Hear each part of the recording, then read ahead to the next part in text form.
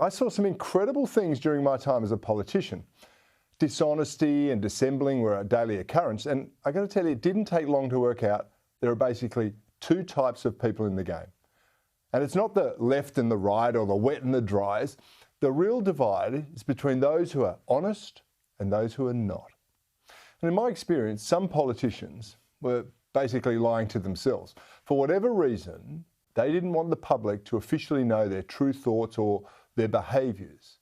Now, that's not good for them or for their families, but self-denial isn't really a crime. It's more a sign of insecurity.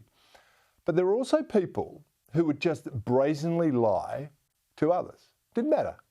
Not occasionally, but seemingly all the time. And it got to the point where you just presumed everything they said was built around a self-serving falsehood. And sometimes, of course, this was to colleagues. They would make empty promises in the full knowledge that they would ultimately betray them. And that's how some political operatives were always on the winning side of any contest.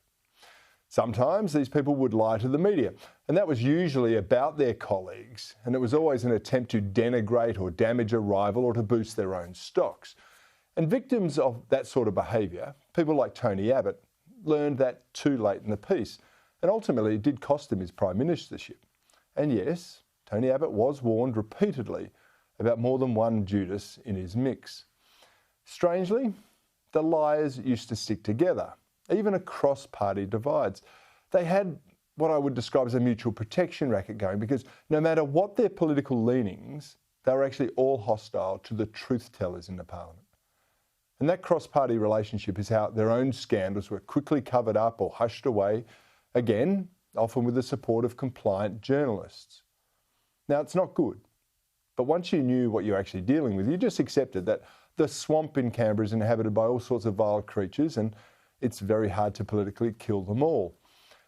And despite this experience of brazen dishonesty, I have to say I never really saw the need for a corruption tribunal of any sort at the national level.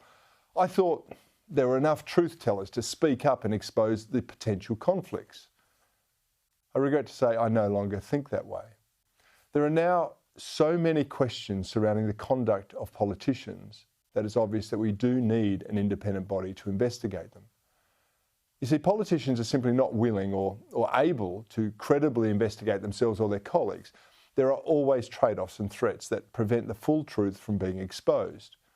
And that's about to change, though, because the National Anti-Corruption Commission kicks off in July. I'm suggesting it's going to have a pretty full book of referrals pretty smartly after it begins. There are simply too many examples of mates being enriched by government contracts or big payments being made for questionable reasons, not to have them actually pursued and examined by outside investigators.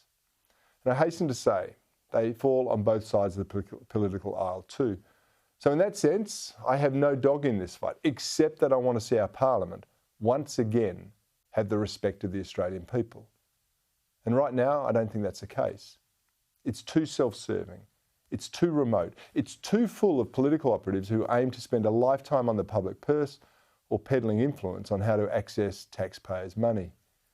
And that means that few now believe anything we're told by government, because it's always about their interests rather than ours.